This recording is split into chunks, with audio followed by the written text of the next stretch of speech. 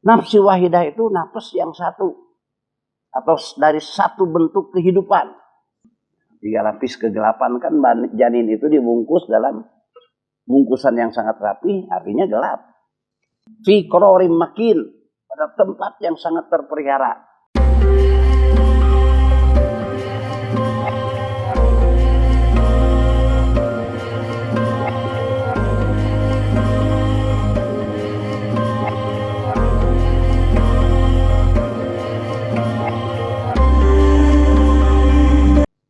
Nah, saudara hadirin sekalian, itu ya pertemuan ovum spermatozoa dengan ovum itu, pertemuan itu adanya di dalam rahim. Nah, di dalam rahim wanita, perempuan. Dalam Al-Quran, khalqan min ba'di khalqin, tadi terciptalah makhluk yang sama sekali baru dari makhluk asalnya, yaitu bentuk manusia. Fi dzulumatin salasin. Nah, ini apa fi dzulumatin salasin? Dalam terjemah silahkan lihat. Fi dzulumatin salasin. Dalam 3 kegelapan. Artinya janin yang sudah pertemuan spermatozoa dengan ovum yang terus berkembang, berbuah sampai jadi janin itu adanya di dalam rahim yang disebut fi qararin makin. Dalam Al-Quran fi qararin makin, pada tempat yang sangat terpelihara. Jadi rahim itu sebuah tempat yang terpelihara. Di antaranya rahim itu ada lapisan yang namanya dzulumatin salasin, 3 kegelapan. Jadi janin itu dilapisi oleh 3 lapisan. Nah, apa yang dimaksud menurut medis? Ya, menurut medis, dilapisi oleh 3 lapisan sehingga rahim itu terpelihara. Ya, atau di tempat yang sangat terjaga. Fi dzulumatin salasin, hasil penelitian yang diterangkan di surat Az-Zumar ayat 6 tadi, fi dzulumatin salasin, menurut hasil penelitian Dr. Abdul Aziz Ismail, ya, dia seorang ahli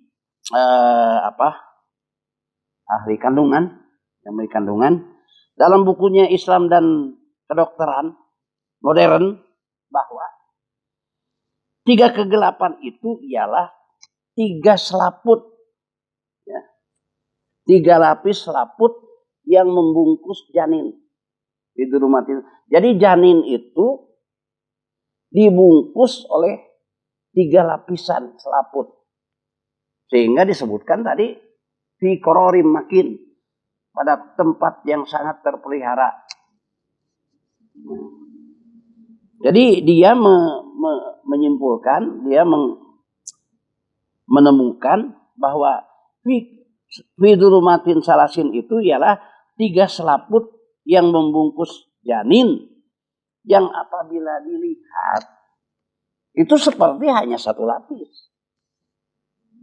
Bungkus janin itu dibungkus. Tetapi kalau dibuka, diteliti, dalam bidang kedokteran kan semua diteliti, ternyata yang seperti terlihatnya 1 lapis itu benar 3 lapis. 3 lapis kegelapan kan janin itu dibungkus dalam bungkusan yang sangat rapi, artinya gelap. Dalam 3 lapisan. Nah, kalau dilihat bungkus janin itu, sepertinya kalau dilihat dengan mata hanya 1 lapis. Ternyata kalau sudah sebutlah dibuka, diteliti, itu yang sepertinya terlihat 1 lapis itu ternyata memang 3 lapis. Ya. Sehingga kata Dr. Abdul Aziz Ismail, yang seorang ahli kandungan itu, diketemukanlah 3 lapis dengan nama Yang pertama selaput mimbari. Yang pertama selaput mimbari. Yang kedua selaput karbon. Yang ketiga selaput lapaid. Nah ini sampai seperti itu. Dokter Islam nih, seorang ahli kedokteran Muslim yang dia tuangkan dalam bukunya, yang dalam buku kedokterannya Islam dan ilmu kedokteran modern. Jadi fi dulumatin salasin itu dalam 3 kegelapan lapisan. Lapisan pertama, lapisan selaput mimbari. Yang kedua, selaput karbon. Ya. Yang ketiga, selaput lapaid. Yang terlihat kalau dengan kasat mata seperti memang cuma 1 lapis. Gitu. Dan sekalian, jadi apa yang diterangkan di dalam Al-Quran tentang min nafsi wahidah itu, ya, wa khalaqa minha zawjaha, bukan Adam dan Hawa, tetapi manusia. Ya, di proses penciptaannya diawali dari spermatozoa yang Allah buat pasangannya yaitu ovum. Nah, yang disimpan di dalam rahim, yang terbentuk dalam rahim prosesnya, di mana rahim itu disebut fi qararim makin, pada tempat yang sangat terpelihara. Kemudian dilapisi si janin itu oleh bidulumatin salasin. Yang tadi itu. Bidulumatin salasin itu lapisan yang membungkus bayi. Dulumat itu karena gelap. Ya. Yang mana bidulumatin salasin itu selaput yang lapisannya 3 lapisan. Yang disebutkan tadi. Ya. Selaput yang pertama, selaput apa tadi? Selaput mimbari. Yang kedua selaput karbon. Yang ketiga selaput lapaid.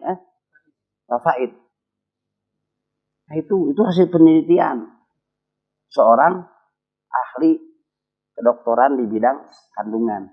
Jadi akur Al-Quran dengan ilmu pengetahuan. Dan ilmu pengetahuan pasti akur kalau benar dengan Quran.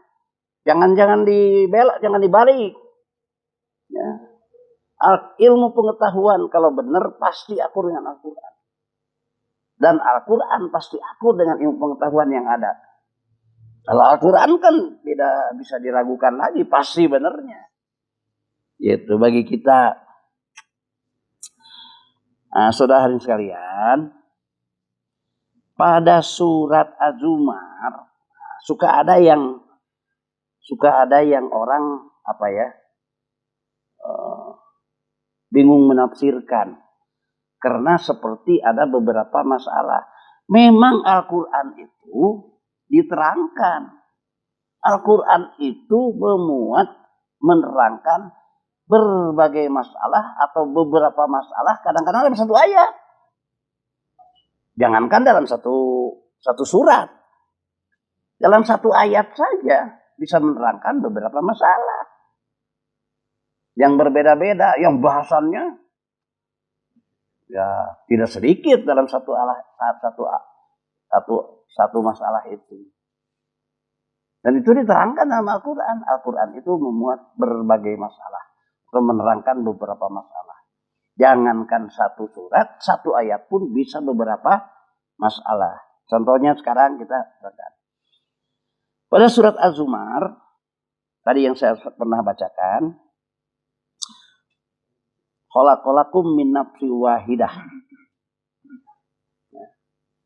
Allah menciptakan kalian dari nafas yang satu. Yang tadi sudah ditafsirkan, diterjemahkan sebagai spermatozoa. Summa ja'ala minha, kemudian Allah ciptakan untuk spermatozoa itu zaujaha, pasangannya. Titik di situ.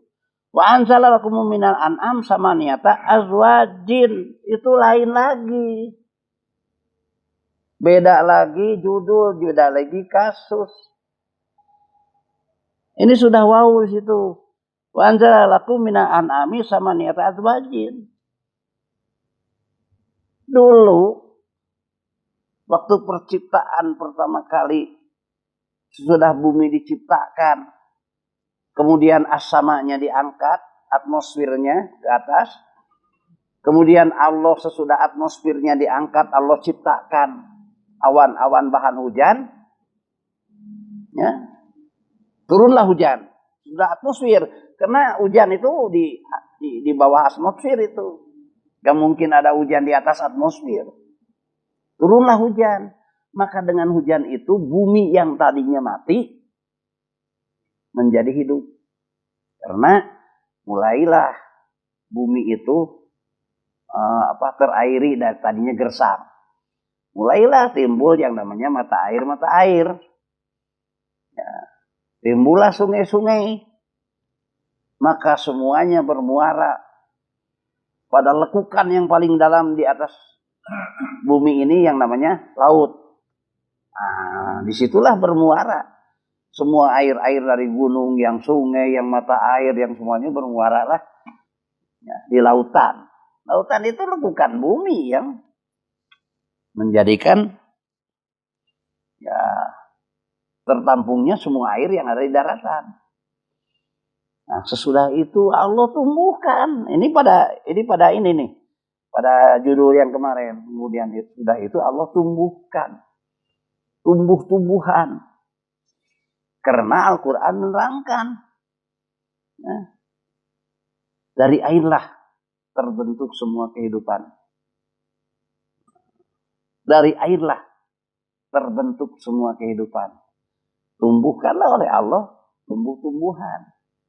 Dan tumbuh-tumbuhan itu ternyata dalam Al-Quran berpasang-pasangan juga.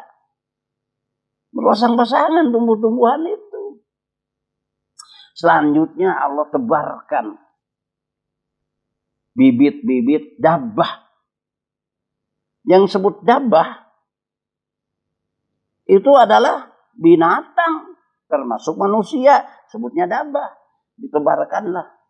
Bukan ditebarkan seperti menyemai sayuran wortel, bukan begitu. Ditumbuhkan dari tanah yang tadi sudah subur itu, tanah yang sudah diairi dengan air hujan itu, ditumbuhkanlah dari tanah bibit-bibit binatang semuanya. Nah, di sini berkali dikatakan samaniyata azwajin.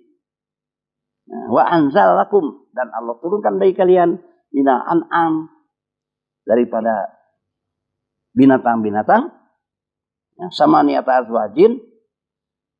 Kalau bahasa samaniyah itu bahasa Arab itu 8. Sehingga hanya 8 pasangan. Masa binatang-binatang yang ada di muka bumi cuma 8 pasang? Samaniyah itu menunjukkan kepada jamak. Seperti waktu tempo hari menerangkan atmosfer. Allahul ladzi khalaqa sab'a samawatin wa minal ardh mislahunna. Allah telah menciptakan banyak tak terhingga.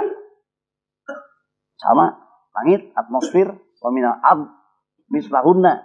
Begitu juga banyaknya bumi sama dengan banyaknya langit. Artinya tidak terhingga hitungannya. Sama niat juga sama, menunjukkan kepada jamak. Artinya Allah tumbuhkan semua bentuk binatang al-an'am ini, ya, termasuk dabbah tadi. Ya, Allah ciptakan dabbah dari segala bentuk binatang. Dari binatang yang paling gede sampai binatang yang paling kecil. Sekarang kan sedang ngetren virus 19, corona, itu bagian daripada yang Allah ciptakan. Ya, baksil, virus paling kecil itu dabbah itu maksudnya. Termasuk manusia. Manusia pun termasuk kategori dabbah. Manusia pun ditumbuhkan dari bumi. pasangan pertamanya, bukan Adam. Dari bumi ditumbuhkan, itu diterangkan surat Jin. Manusia itu ditumbuhkan pelan-pelan dari dalam tanah. Dari tanah yang sudah diairi oleh air hujan itu, pertamanya ditumbuhkan. Pelan-pelan, tumbuhlah manusia, ya entah berapa jodoh, wallahu alam. Kemudian kata Allah, nanti aku kembalikan lagi kepada tanah. Jadi manusia dibuat dari tanah, aku kembalikan lagi kepada tanah. Dan nanti aku bangkitkan kembali di hari kiamat. Surat Jin. Ini manusia itu ditumbuhkan awalnya dari tanah. Seperti dabah yang lain, yaitu binatang. Sepasang-sepasang. Maka Samaniyah itu bukan 8 pasang. Bukan. Menunjukkan banyak. Tak terhingga. Seperti Sab'ah. Nah, saudara sekalian. Di sini, yakhluqukum. Udah lain lagi nih. Lain lagi judul. Azwajin titik. Di sini ada alat azwajin titik. Nah. Wa anzala lakum minal an'am sama azwajin titik gitu. Jadi satu judul. Sudah judul ini satu ayat. Min nafsi wahidah dan pemberitahuan Allah tentang penebaran bibit binatang. Yakhluqukum fi butuni ummahatikum. Nah, ini udah lain lagi. Satu ayat. Allah menciptakan kalian dalam perut-perut ibumu. Nah, khalqan min ba'di khalqin. Ya tadi itu. Ya, proses kehamilan. Terciptalah dari spermatozoa dan ovum itu makhluk yang baru. Yaitu makhluk yang bernama manusia yang tidak sama dengan itunya aslinya. Fi dzulumatin salasin dalam 3 kegelapan. Maka dalam satu ayat ini saja 3 masalah. Masalah nafsi wahidah dan azwajiha, masalah pemberitahuan tentang penebaran binatang, kemudian masalah kehamilan. 3 masalah dalam satu ayat ini. Ya apalagi dalam surat-surat yang lain banyak masalah yang Allah terangkan. Nah. Maka Allah dalam Al-Quran menerangkan, Allah terangkan, Allah pisah-pisahkan kullu amrin hakim, setiap masalah secara bijaksana. Nah, hadirin sekalian, sekarang bagaimana proses pertemuan sampai jadi manusia dari spermatozoa yang bertemu dengan ovum itu, bagaimana prosesnya diterangkan surat Al-Mu'min. Nah, diterangkan surat Al-Mu'min ayat 23. Surat 23 ayat